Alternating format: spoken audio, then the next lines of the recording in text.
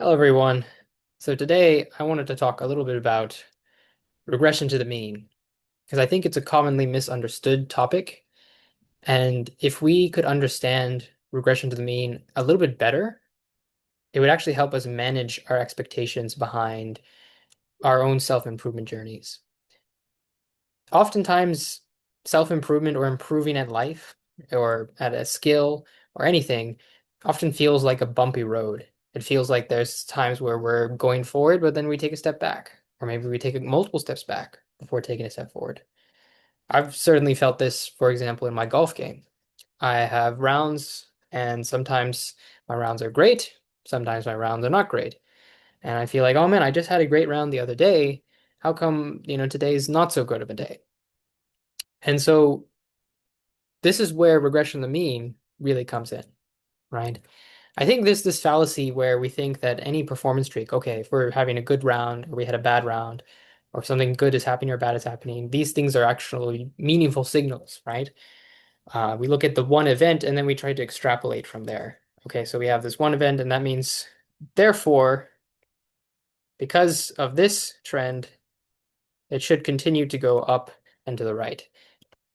But this is not actually the case. This doesn't actually happen. And this is because of regression to the mean. And to kind of highlight this example, what I want to actually start with is, for most probability problems, we always start with a coin, right? So let's say we have a fair coin, heads and tails, 50% probability for each. And suppose I flip it 10 times and I somehow get 10 heads in a row. I get heads, heads, heads, heads, heads, heads, heads, heads, heads, heads, right? So I did this on day one, and the next day I flip the coins again. So, based on your predictive ability here, what percentage of heads and tails would you expect me to get on the next day? And because it's a fair coin, I think a reasonable estimate that we can all make is that 50% of them are heads and 50% of them tails. So we have about 5 heads and 5 tails, right? This is regression to the mean, where if we take our normal distribution here, this 10 heads probability is an outlier, same as 10 tails. And they are unlikely to happen given the probabilities here. Therefore, if we were to repeat the experiment, it's more likely that we will have a condition that is closer to the mean.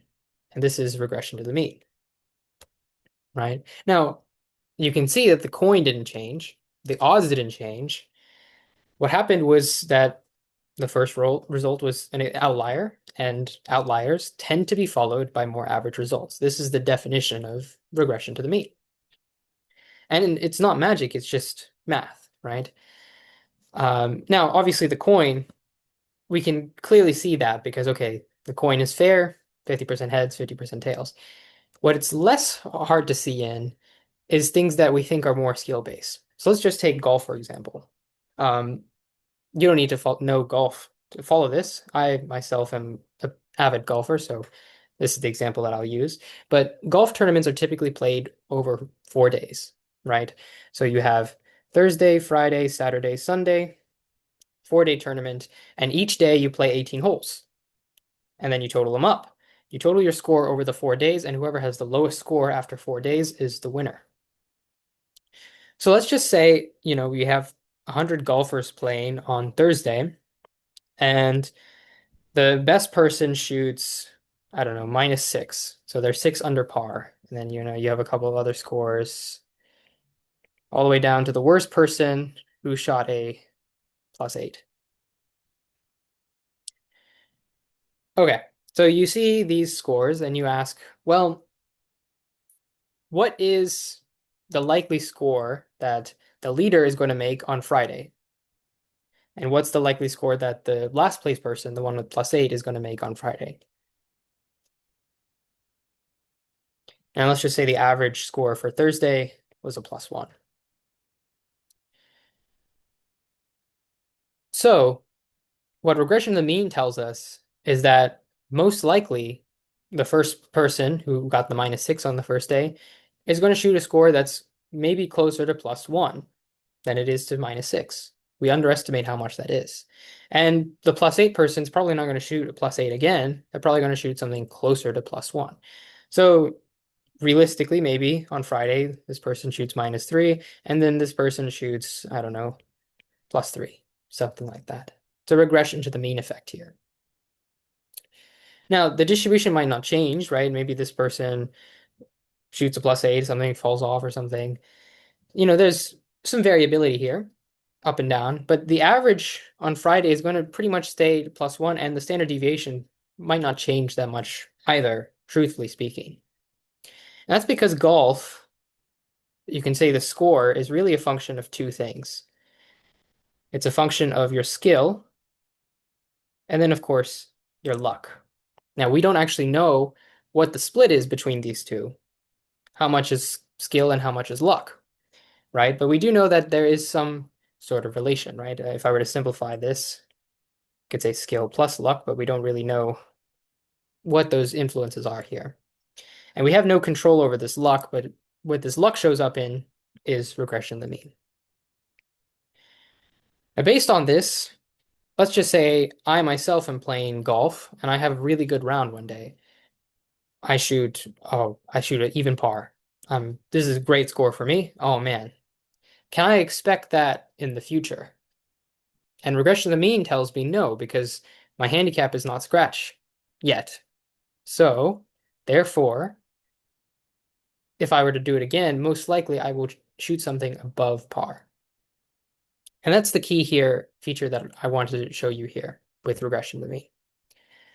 So now that we've accepted regression to the mean as a real phenomenon, the question now becomes, what can I actually do with this? How do I actually measure my improvement, and how can I actually improve in life?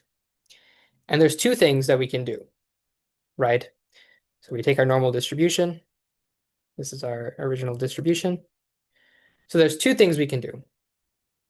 First, we can shift the mean. So we can move the mean left or right. Okay?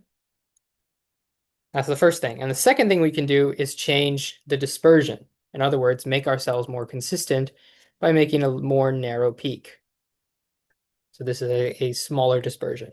Those are the only two things that we can actually do. And these are the two ways that we can improve in life. So let's actually talk about each one, right?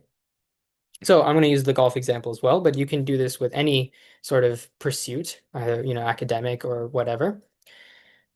The first lever we talked about is raising and lowering your mean, right? So if I'm a golfer, and let's just say I typically shoot, my handicap is an 8. So let's say I typically shoot +8. So I have my distribution, looks like this, and it's centered around +8. So sometimes I have rounds over here where I'm shooting, I don't know, like 90 or something. And then sometimes I have a really good round and I shoot even par. I'm shooting 72. It's great. So through deliberate practice, through instruction, through working on my fundamentals and becoming a quote unquote better golfer, I can reduce my handicap. So I can actually shift this over to the left so that my new distribution looks something like this. And now I'm a scratch golfer. So yes, you can see that I still have this potential to shoot a +8. I might shoot a +8 even though I am a scratch golfer. But that won't be my average. What we need to look at is our performance over an aggregate, not over a single point. I hope that's the big point I'm trying to show you here, is that we can't look at one and try to extrapolate. We need to look at a mean. And the mean here, if my mean is I'm scratch, that means my mean is scratch. I mean, I can say I'm a scratch golfer even though I have some days that are +8 or some days that I'm under par. The truth is, my average is I'm around 72. I'm essentially improving that skill component. If golf is the score, if golf is skill plus luck, I am increasing the skill so that my score goes down. So maybe this is skill to the -1 here. The more skilled you are, the lower your score is, right? So score equals skill plus luck. I'm improving my skill, that decreases my score. So this is the first part, right? But it doesn't eliminate the variance. And it just shifts where my results are clustered, right? So the second part is reducing your variance. And this is how you can actually really, really perform at a higher level, right? You think about this in pro golf terms, right? We talked about they have 4 days. Pros are really good at reducing the variables here. Because if you shoot, 6 under par one day and then you shoot +8 the next day, you're not very consistent and you probably won't win a lot of golf tournaments. So it is in your best interest to become more consistent, reduce the variability and reduce these extreme bad rounds in your day-to-day, right? And so you have to think about, how do I actually narrow my band? And the key is to eliminate variables, right? Now, obviously, luck we can't control, but there are some other variables that might be influencing it. So I talked about how the score in golf is some function of skill and luck, but there are other factors as well. Some we don't have control over, like weather and stuff like that, but others we do. Maybe we have a pre-round or a pre-shot routine. Maybe we have a in the world of maybe in the world of sales, we talk about scripts, right? This is like a pre-round routine. We have a procedure. Maybe we use a particular brand of golf ball or golf club, right? There, etc. There's multiple variables, some known, some unknown, but there are other variables that can impact it. And if I can fix those, that reduces the variability of my process. So I can reduce the thing. So in golf, one thing we do to remove variables is we, take pre-round routines, we do pre-shot routines. One thing that a lot of good golfers do is they stay very active. They're very limber, they're very flexible, and they make sure that they are in that state year round. So every time they step onto the golf course, their body pretty much feels the exact same. You know, there's no, when you think about a weekend golfer, sometimes, they're really loose, but then sometimes they're really, really stiff and they don't play well. A game plan. Okay, I have a procedure, I have a plan that I'm going to stick to every single time, or this is a preparation routine that I'm going to take every single time, right? I know I'm leaning kind of heavily into this golf analogy here, but I guess another example here is your test taking, right? If I can take test scores, those are a function of different things, like, okay, the difficulty of the test, but also things like how many hours did you study? And um, how much hours of sleep did you get? Et cetera, et cetera. And so one of the things that you can do to reduce your variance on tests is making those variables as consistent as possible and removing them from the equation. If hours sleep is fixed, this becomes a constant, and then you can just remove that, right? If every time before a test I'm making sure I have 8 hours of sleep, then sleep no longer is a variable. I can take that out of the equation. It becomes a constant. So all this to say, the way we need to approach learning and improving is to look at an aggregate. We need to look at an average of performance. If it's golf, you look at what is your handicap. If it is sales, what percentage of sales am I closing? If it's a test score, what is my average over multiple tests, not just one test, right? And this can allow us to manage the expectations that we have around tests. If my average is, I don't know, a B on a test, that becomes my normal. So I can think about, okay, so yeah, sometimes I'll have tests that are like, okay, A, and sometimes I'll have tests that are C. But I don't have to, if I get an A, become overconfident and stop doing my studying or my preparation. Or if I get a C, feel really down about myself and give up. I can just say, okay, no, that's my average. And if I'm not happy with a B as my average, I can do things to improve my average to say an A. Like I said before, that's usually looks like improving on your skills or increasing hours studied, however you wish, right? So raising the mean, tightening the variance. This is the path to improvement.